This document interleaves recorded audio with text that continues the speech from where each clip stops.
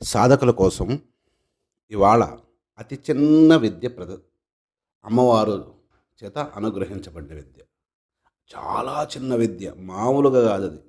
41 రోజు, రోజు 1300 జపం.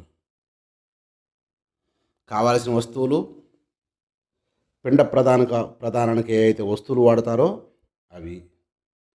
నాకు తెలిసి గోధుమ పిండి, పాలు, నువ్వులు కొంచెం గట్టిగా చపాతీ పిండిలాగా కలిపి, కొంచెం బియ్యం పిండి కూడా దాంట్లో వేసుకొని చపాతీ పిండిలాగా కలిపి ఒక ముద్దలు ముద్దలు చేసుకోండి.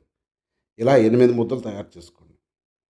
చేసుకున్న తర్వాత ముందుగా సాధకుడు ఊరుకు దక్షిణంగా ఉన్నటువంటి రావి చెట్టు కావచ్చు, ఊరుకి తూర్పుగా ఉన్నటువంటి మర్రి చెట్టు కావచ్చు. ఈ 2 ఈ సాధనకి అర్హతమైన ప్రదేశాలు.